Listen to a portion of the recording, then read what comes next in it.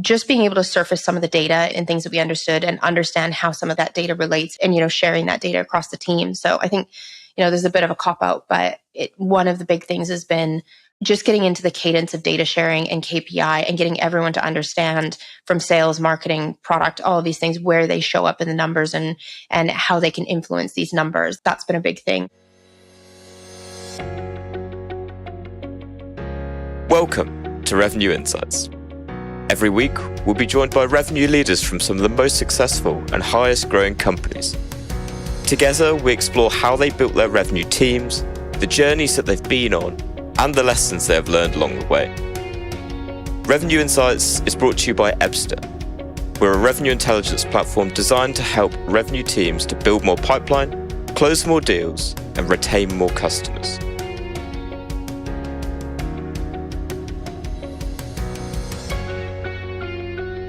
Hello there. You are listening to Revenue Insights. Today, I'm joined by Jessica Wilkinson.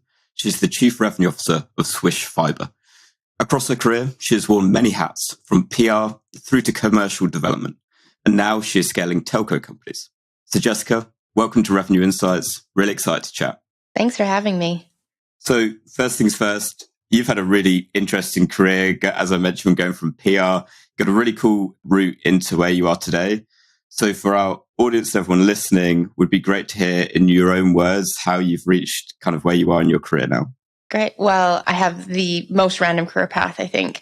I started in my career in public relations and really around community development and in the energy industry in Canada. I really focused on media, regulatory, investor. I did a lot of crisis comms at that point.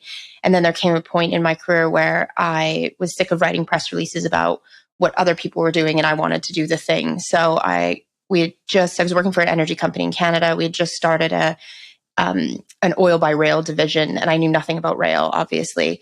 But I went down to our new vice president and said, basically, I know nothing, but I'm pretty hungry, and basically take me on a secondment for 6 months, and you can always send me back to media if I'm not performing for you. And in, I think it was 2 or 3 months, he's like, okay, you're not going back. You're going to stay here. And that was really my first taste of what a commercial role looks like. And at the time I was also doing my MBA. So it was being able to kind of learn something at night school and then apply it in the daytime. And it was really around how do we figure out how to profitably move oil around North America, which was having some difficulties at the time. And I ended up on the acquisition team. We bought a rail terminal, and then it was something that was really non-core to our company. It was not anything that the company had ever done. I ended up running the rail terminal for a bit and building out all the commercial principles. And so we did the integration, and it was really one of the most fun times, most random, but most fun times of my career of getting that going. And then from there, I moved on into consulting, and that's where I spent a lot more time working across a number of different industries. I went from energy to financial services to a bit of healthcare, a bit of government. I did one telco project back in Canada. And I ended up in a bit of a weird little niche around open banking and personal identity. And when I moved over to the UK to open up the UK office or European office for this consulting firm, that's right, I sort of doubled down on that. And then at the same time, my partner had actually just was selling his telco to a company, a subsidiary basically of Octopus Investments. He had to scale from 20 people to 250 people in a year, and I had the weird range of background experience to help with that. So that was my first introduction into telco and jumping in and really building the connective tissue around, okay, how do we build everything from scratch in less than a year? And that was from some of the commercial principles to operations and logistics. Basically, what are all the pieces that you need to make a company run? And then I had the opportunity to join one of our portfolio companies, which is where I'm at today. It's called Swish Fibre. And I'm the chief revenue officer. So I lead basically, the commercial aspects of it, from sales, marketing, supporting product, customer care, all of those things into, and then revenue operations, which is the model I set up when I first joined Swish. Amazing. So much in there that I feel like we could dive into. I definitely want to come back to the running a rail terminal, because that's definitely, it feels like a career highlight that I definitely want to touch on. For I think the bit that I'd like to dig into first is around those commercial principles in telco. You kind of touched on your commercial team there. In your words, how would you say it's perhaps different in what is really a legacy industry, perhaps to a technology company or something that is, I don't know what you say is the opposite of legacy, but yeah, I mean, I think the telco market is really interesting in the UK right now. There was a regulatory change a few years ago that basically spawned a bunch of investment. The history of telco in the UK has really been a monopoly, and that's been controlled by sort of one large infrastructure provider. And what they made a regulatory change that allowed, I think there's about 100 to 150 of what they call altnets, who are building a physical asset across the UK. And I think one of the interesting things that I've seen in the market is essentially you have to be a really good construction company first. And you have all of these companies that are going and they're putting, physical like fiber optics in the ground. And then and you do have to build before you sell. And it's a really interesting proposition where you have to go into someone's community, rip up their roads. No one really wants you there, to be honest. They want to take their kids to school. They don't want to be having to deal with road closures. And then you have to go back and try and sell them a product. So it's a bit different from that perspective. And what I've seen across the market, what I think the market is experiencing is you have a combination of these companies have gotten bigger. You've gone from startup mode into scale up mode. And then you've also had to shift from being a construction company to what is essentially a retail brand. And those skill sets, if you've got the right teams working together, can be very complementary, but they're not the same. And a lot of companies that I've seen in this market are more weighted toward construction, and they sort of have I built a thing and they will come mentality, and the sales part is easy. And I think a lot of companies in this sector at this time are really struggling to commercialize that. And that's because it's an entirely different approach. I love that. So let's begin then with, what was the state of play when you first joined? I'm guessing that it was probably in that kind of construction build-up mode. Yeah. So the what had happened with Swish is, I think the company started and they had kind of one prototype community, and the sales and marketing team was doing a really good job in that community on a proof of concept, small scale, and achieve what they needed to do. And then all of a sudden the build area got massive. We were in sort of 30, 40 communities almost overnight. And the sales and marketing function just didn't scale in line with that. And then in the meantime, everything is getting more complex, like getting reliable data on the build program and understanding what's going to happen. All of those things that had started to, nothing was really working in sync with one another. So when I joined, there was a lot of pressure from the investor and a lot of pressure that the team was putting on themselves to attract customers and add customers to the network. And I'm almost maybe a bit pedantic going back to first principles. But for me, it was around, okay, there's no quick wins here. There's just doing it right and getting the basics and the foundation right. So when I joined, it was understand what we have from marketing, understand what we have from sales. And then one of the big things for me was what was missing was that, I think of RevOps as that connective tissue of it's basically a team that has a mandate to work cross-functionally and tie all these things together and see the whole picture. And that was something that I put in place. And, little by little, it's worked. We're coming off of I keep refreshing our dashboards. We're basically doubling our sales, our record-breaking sales this month. And it is really cool to finally see these things coming together. But it's taken, 6 months of hard work and bringing the right people in and really breaking down some silos, not only within the teams in my departments. There were some silos between sales and marketing. They weren't necessarily working well together. Now we're going out and trying to work more constructively with the rest of the business, which is a big construction machine at this point. I love it. Okay. The bit that stood out to me, and I'd love to dive into first from that then, is you mentioned the foundations and you kind of alluded to revenue operations role in that. Could you expand a bit more on perhaps 3 most important foundational pieces that you brought in to, in your words, do it right? Yeah. I think when I came in, there was a lot of, and this is not unique to Swish. This is kind of a lot of places that I've gone to. And when I was consulting, one of the things I was reflecting on is you just see a lot of things that aren't working. Like no one ask a management consultant or a strategy consultant to come in when things are going well. They're like, oh, the company's doing amazing.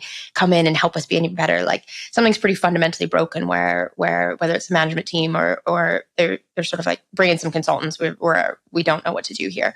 So I've seen a lot of challenges across different teams in different sectors. And that for some reason now it always comes down to the tool. And they're like, well, we don't have the right tool, or the tech team isn't doing it. And for me, a tool is never going to solve your business problems. And it always comes down to figure out your business process first, figure out what you want. And here it was a lot of, well, the tools aren't working. We don't have the tools. And I was like, you actually don't have the business processes. So we had to go in and sort of reimagine, what does this look like? What do we need? What does the cadence of a good marketing campaign look like? We're basically having to restart a fairly large marketing machine, figure out what those processes are, then go into sales, figure out what those processes are. We're hiring obviously into these teams at the same time. And then you can look at the tools and say, okay, now that we've got our house in order, we're working better together as a team, then we can go to the tooling. And I think that's something that a lot of people skip over. And part of it is because there's, all the B2B SaaS companies are like, well, I have the magic tool that's going to fix whatever your problem is, or I'll fix your data. And the tools are great, but in a lot there, I use a lot of, SaaS tools and I love a lot of SaaS tools, but you're just spending money if you don't have the foundations within your team to really understand what do you want out of them, just how you work match with this tooling. And I think one of the big powerful things in bringing in my head of RevOps has been, and he's fantastic. And I brought in someone who's was in the military because I needed. It's basically like, okay, but he's got a really interesting career too. But I think being able to come in and have a really clear understanding of what the tooling can do and what's the potential, and then being able to be that, not a single point of contact, but be able to run the tech roadmap from the business side, that's been really essential. And as we're growing and as we're transforming and we're basically rebuilding our tech stack, that's something that's critical. But that only works if you've got the business processes in place. So then the question is, of all the processes that you've implemented, what is the one that you would say has been the most impactful? Oh God, that one's really tough because I think there's a lot of things. It just comes down to doing 100 little things right or better every day. I think there's not kind of a silver bullet. I think for me, the one thing that we did was set up, and it sounds really stupid and really obvious, but just being able to surface some of the data in things that we understood and understand how some of that data relates and sharing that data across the team. So I think, there's a bit of a cop out, but one of the big things has been just getting into the cadence of data sharing and KPI and getting everyone to understand from sales, marketing, product, all of these things, where they show up in the numbers and how they can influence these numbers. That's been a big thing. We're sort of in the mess. I think one of the things that is very probably underrated in terms of complexity is always billing processes. So I think we're spending a lot of time with our finance team, and that's really where having someone, the RevOps team is responsible for our operations management and our end-to-end customer processes. They can bring all the teams together. And for me, solving the billing process and getting all the teams understanding what needs to be done in each step and where they fit into it and how they show up and where they see. The other one has been sort of, this has really been out, but order changes. Like there's a whole bunch of stuff that goes on in telco and upgrading and downgrading and changing stuff around. And we didn't really have, and we're not quite there yet, but we're getting there. Really good discipline and sort of hygiene around how we treat that. And it really for me comes down to, how do you make the people who are on the front lines, like the frontline sales executives, the frontline customer care execs, the frontline installation people who are actually going to rock up at your house and install fiber in your home. How do you make their jobs as easy as possible and take the guesswork out of sort of 90% of the situations they find themselves in a day? If you can automate and make sort of all of the standardized of the 80% of the things you're going to experience, exactly what to do. That leaves the mental capacity and the energy and the time to deal with the 10% of, truly weird shit that does pop up. And you shouldn't build for edge cases. You should build for the 80% of just the boring stuff. Absolutely. And I'm not going to drill you anymore on processes because don't worry, you're in the right place to talk about them. I love to nerd out on a process flow. I mean, everyone on my team knows I'm like, okay, what's the process? Write it down. Like, let's get a Miro board and sticky it out. So exactly, and it's often the thing that gets overlooked as well. So often it's particularly a couple of years ago, it was grow at all costs. We'll throw all that out the window. And actually, it's only when you've started to steam ahead that it's like, oh God, I've built I like to refer to it as like building tracks behind you as you go, so that everyone can follow it kind of in your own footsteps, right? So what I'm intrigued for us to kind of dig into then is we've talked a little bit around kind of what is kind of like a legacy industry. So in your role as a CRO and going in, you're bringing in what is a very different approach. And having spoken to revenue leaders in kind of more traditional industries, bigger companies, bringing in change like that always proves to be a challenge. So how did you approach kind of bringing in your way of running the revenue team with key stakeholders within the business? I think this is not going to win me any friends, but I think one of the things that I really focus on is hiring people from outside telco. Like, we've got a lot of good expertise in the technical side. Like, we've got really good network operations, and we have people who know how to build networks. But I think if you've grown up in these really big telco companies like BT and Openreach and Virgin, and you've sort of got a mentality of, oh, this is how it should look. That doesn't always yield the best. Just because that's how it's been done doesn't mean that's the best way it can be done. And I have a lot of empathy for people who are trying, anyone who's worked in sort of a change organization, these massive, massive companies, it's a nightmare. Like, you're trying to knit together a whole bunch of legacy, systems. Getting data is awful. Every time you touch something, it costs like 200,000 quid minimum. So I do have a lot of empathy for that. But for me, we've got such a unique opportunity in the way that the altnet market and some of the challenger brands are coming up in this. Bring in the best from that really good retail operations and who's scaled. I've got people who've scaled energy brands. I've got people who are head of marketing right now, used to be at Ringo. And, I was like, if you can care about a parking app, you can definitely care about fiber. And I think for me, that's been a really big thing is we don't have to do it the way that the industry is done. And in order to do that, you need to attract people who haven't been sort of locked in how this industry thinks. And I think it's probably a little bit to my detriment. Like, there's definitely, I'm naive a little bit even coming into telco and saying, well, this is how I think it should be done. Sometimes the network operations team will put their hands up, or our tech team be like, that's not how. But you need to have that kind of tension of, okay, what's possible, and always kind of push that limit. And I think that's been the interesting thing, is balancing. And it's all industries, right? Like, you always need to kind of inject some fresh thinking and fresh talent, and always look for what industry. I don't look at competitors as, what are the other altnets who are building in our area? I look at my competitors as, okay, what are the brands I want to emulate? What is the feeling that, people have when they build into those brands? And then how using that as our commercial challenge.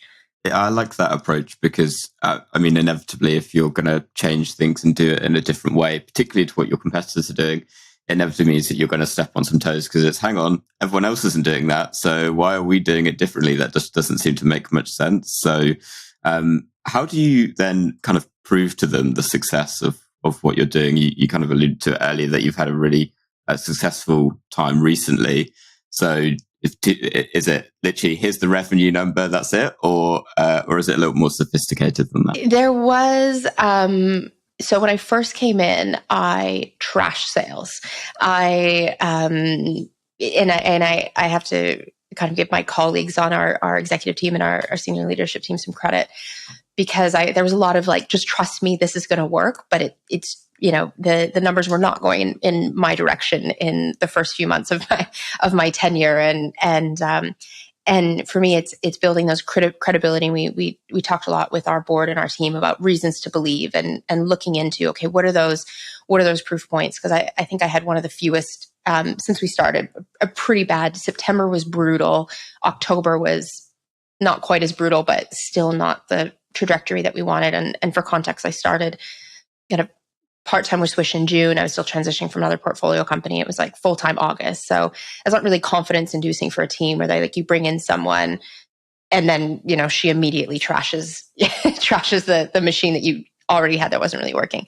So there was a lot of trust that I had to build with that. But, to the team's credit and the board's credit, they gave us, some breathing room and let us build what we needed to do. So a lot of it was just pulling out those glimmers of hope and saying, okay, I know the overall number doesn't look like this, but we're really gaining traction on our inside our direct sales team, or okay, we're able to recruit. We've got we rely on field agents, and we took a very different model than was happening. And you just kind of have to pull those points and say, okay, it is going to show up in the numbers.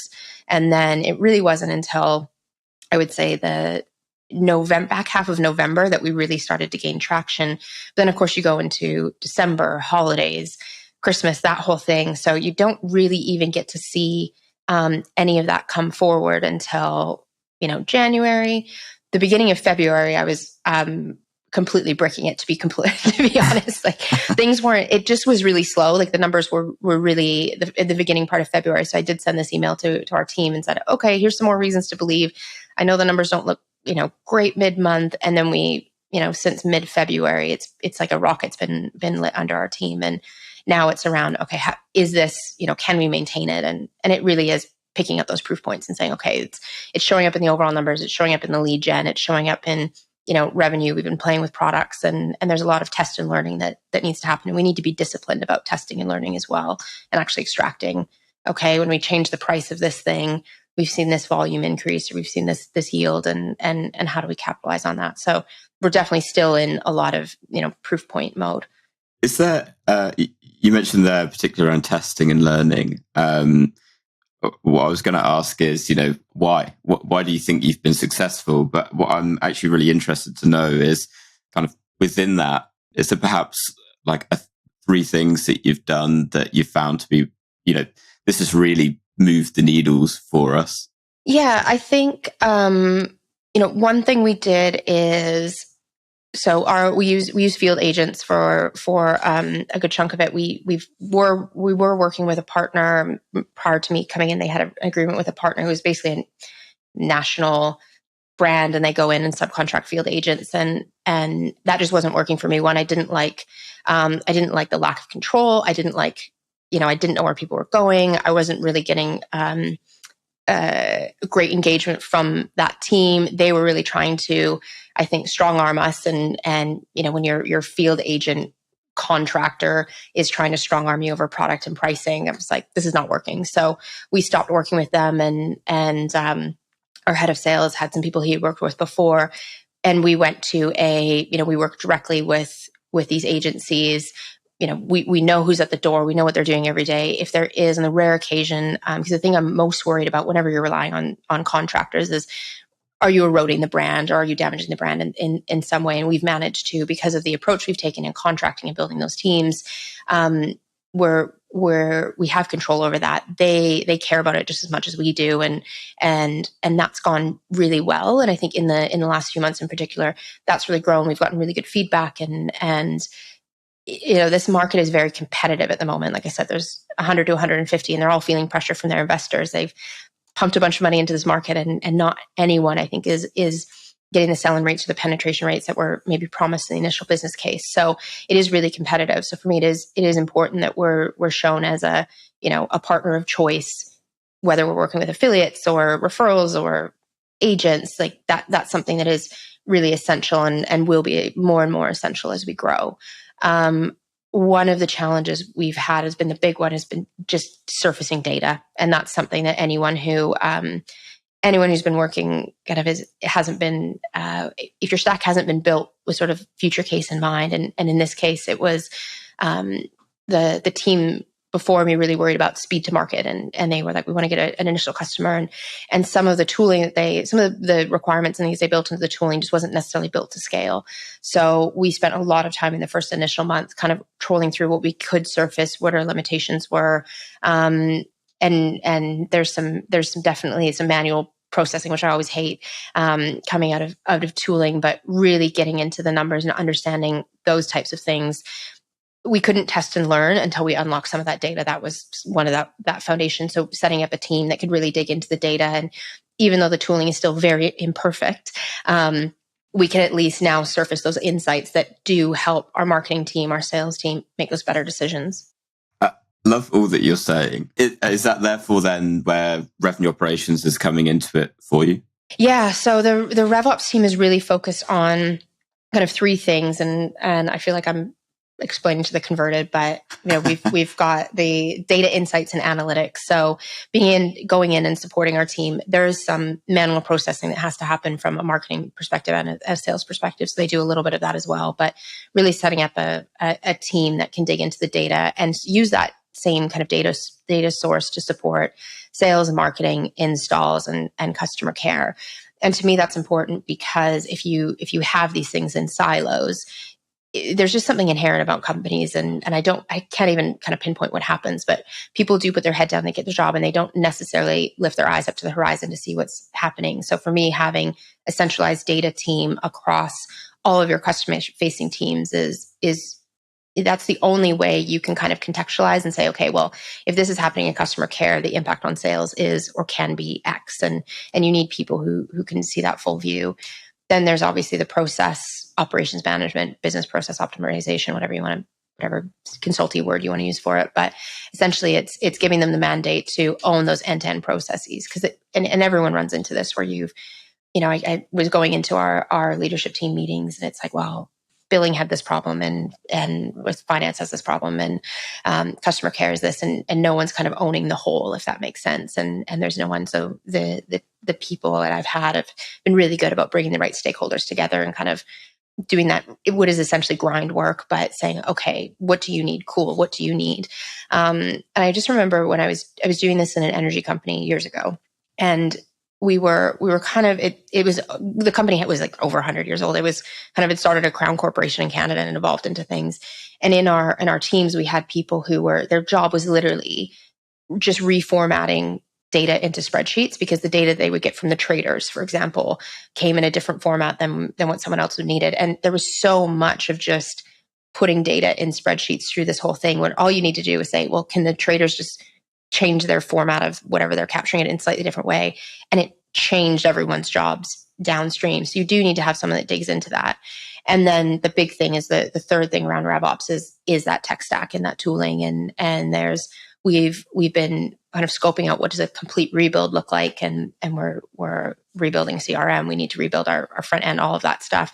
But then also in the how do we optimize what we have? We can't just stop all work, build the perfect system, and then restart again. So that team, and I've got a solutions architect in there right now who's helping with simple things like, how do you do self-serve for installations? And everyone's like, oh, there's a tool for that. And you're like, yeah, well, there's a lot of process and data and ways of working that you need to improve before your magic, self-scheduling tool works. So that's really the core of the RevOps team is data, process, technology. And then really their mandate is to work with not only everyone on our team, but that's kind of the interface for all the other teams in the business. It also sounds really exciting, like in terms of everything that you're building together. Telco, it's sexier than you think. I feel like I'm being sold on it. I know, exactly. The thing that I was really curious around was you mentioned around, obviously from the data, you're pulling some of those insights for your teams. Could you perhaps give a bit of context around the types of insights that you're surfacing for them, but then also the processes that you have in place for teams to then leverage those insights? Yeah. So a lot of it has shown up in marketing. So when the team was going through some challenges when I first got in, and we had they were basically in survival mode a little bit, in very highly reactive with what things needed from the business. So we had lost kind of that regular cadence. So a lot of what we've done is, really simple A/B testing, trying some things, learning. Like there's nothing sexy in it, to be completely honest. But a lot of it is, understanding what creative or what collateral, what messaging works and for the audience. And I think we've been, as an industry, telco has really been sold on that like price v speed, and everything you look at, you'll get flyers from anyone, or everyone's playing in that. And what we've been really playing with over the last 6 months is, okay, what if we didn't play in that market? Or what is that emotional, what is the emotional response to broadband? And so we did a lot of consumer research at the very beginning. And it was really interesting to me because the former telco I was at was enterprise B2B only in London. This is retail, consumer, residential. And people have a really weird, it was just an interesting emotional connection to your broadband because you think about it as a utility, but you don't have the same fear around your water being shut off or your electricity not working or your lights not coming on. And that there's really a lot of security that comes with utility. Broadband is utility that's really essential to the backbone of a home when you think about it in terms of how people play, how people connect, how people work. And yet there's this kind of underlying fear of what happens when it goes down. And I think there's a lot of, I was surprised, and I think it's because I don't have children myself, of how much anxiety people had at not when the broadband goes down, because it doesn't even cut out very often, but the fear that if it does, and then it does create unrest when your kid can't play, a video game, or you're trying to pitch, or you're trying to work from home and you don't have the right connection. And so it's a really interesting emotional response that people have with their broadband provider. And so what we've been doing a lot is kind of testing and learning different message points and saying, I don't want to just choke price v speed, because no one understands speed of broadband. Let's be clear. Like I work in this industry. I've worked in this industry for a few years now, and I still can't, conceptualize what's the difference between 200 megs and a gig and what's fast. And everyone's like, oh, mega fast and super fast and slightly more faster. And it's really, it's a really confusing market to kind of come in. So we're trying really to strip that back and say, okay, well, what do normal people who don't really want to understand the underpinnings of how their internet gets to them, how do they want to buy broadband? How do we make this easy for them? How do we give them the confidence? Because anytime you're switching broadband providers, there's always faff around install and moving stuff around. How do we give them the confidence that during that install process, like we won't let them down, there won't be unrest, family members won't be fighting. And really it's been playing with that messaging, seeing what kind of engagement we're getting with our collateral, seeing what kind of, response we're getting from what we call registrations of interest, which is basically just leads that we collect during the build process. How is that converting into actual sales and orders? And most importantly, how's that connecting to installs and customers on the network? Because the challenge with this industry in particular is your pre-install cancellations are sort of a jokingly referred to as like a bit of a valley of death of when you've made a sale and before someone can come and actually install that, there's a lot that can go wrong. There's a lot of technical stuff. There's a lot of construction scheduling stuff that can go wrong. And if you can make customers feel supported through that valley of death, then actually they're quite sticky and you just need to treat them right after that, which unfortunately is where a lot of the legacy telco providers really fall down. This is great. I'm really enjoying this. So the one thing that I really wanted to ask then is, because it sounds like all is going very well. It sounds like you're really starting to prove the value of it. And so if you could, so you've been with Swish for, is it 8 months now? Yeah, I think of 8 months. If we could wave a magic wand and go back in time to the very beginning, knowing what you know now, would you do anything differently? I would have moved faster on some of our tech builds, because now we're part of a group. So the fund that we're a part of, they funded a number of fiber to the home companies. We're all going through a bit of an exercise to see if we can come together and work together. So that's unfortunately slowed down some of the tech build we wanted to do. So I think selfishly for me, if we would have been able to go faster on some of that tech build, I would have been able to unblock a lot of our systems and tech stack problems. I think I would have, it's a tough one. I think I still would have fixated on the data. When I came in, I reorganized the sales team in a way that made sense at the time. And it was a bit of a knee jerk of, okay, we just need to create a little bit of certainty on that. And I rearranged them regionally, which wasn't quite the right move, but I didn't really have another option, if I'm honest. But what it ended up doing is meant the team over the last 8 months. It's not that they've been massive reorgs, but there's definitely been some nudges and changes in org structure. And I think anytime, and reporting lines and all those things, and anytime you do that, even though everyone does end up in the right place, it does just create a lot of like, uncertainty. So I think I would have done some different things around how we reorganize the team in those early days. I'm not sure what I would have exactly done differently, but I regret any position where if any member of the team who'd been there didn't feel confident or didn't feel certain. And I think for me, my number one job as a senior leader is to make people feel confident and empowered to do the best they can in that role. And that's where whenever you're moving teams around, I think it can be really difficult for some people because it's not just, a job. It's can I pay my rent? Can I pay my mortgage? Like there's a whole bunch of emotional things that come with the things surrounding your job. So that was one thing that I think I could have done it differently, or I think I could have brought in some people sooner or those kind of things. I really held out. I did a lot of interviews for marketing and brand, and I wanted to bring in the right people who were biased toward outside telcos. And I was getting a lot of initial CVs from people who were from other altnets or from the other industry. And I was a bit of a stickler and a bit pedantic about like, no, I want someone who's scaled a retail brand before or scaled something like that. So I think I was maybe a little bit slower to hire some of the senior leadership roles that we needed to provide that guidance. So those kind of are the big things that I would have done differently. And then, I just wish I would have moved faster. I think we all wish we could have moved faster, right?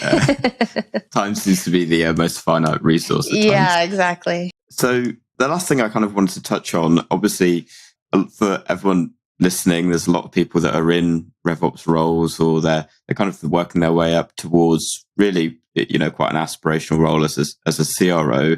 And it sounds like you've really embodied, making revenue operations and really a data-driven approach to go to market a core part of your strategy. So for anyone that's on that journey, what would your advice be to them in terms of, stepping up to that role as a CRO?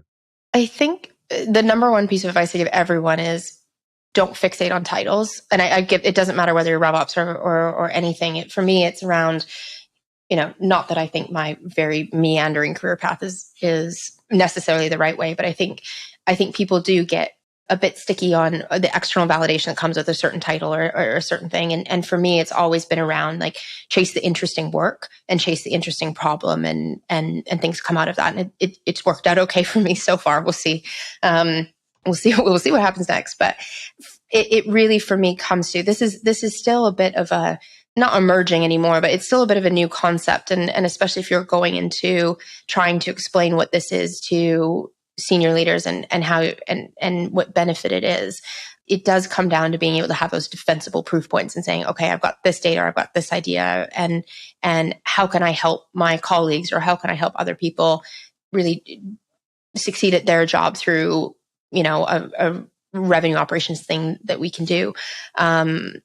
The most interesting problem, I think, that most companies, so startups have it a bit easier because they often are more software driven as their nature. A lot of early companies just have more inherent tech literacy and data literacy, where some of the I think there's going to be a lot of opportunity for people in this area to go into some of these legacy companies, or legacy industries, and say, okay, let's bring in a really tech forward, data forward approach.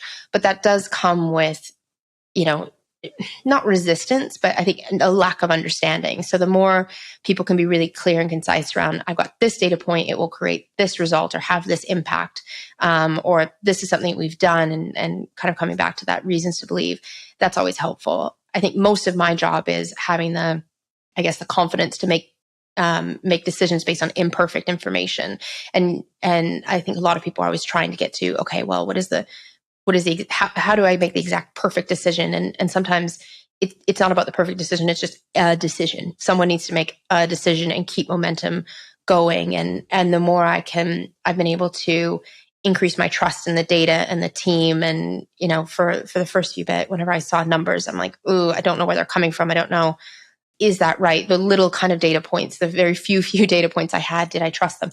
Now I'm in a position where when my team comes to me with something and says, this is going to make a difference, or this is what we're seeing, it makes my job so much easier. So I think it's don't try and be, perfect. Don't strive for perfection, whether it be in title or whether it be like, just keep some momentum going and be able to demonstrate if you've got a good idea and you can back it up with data.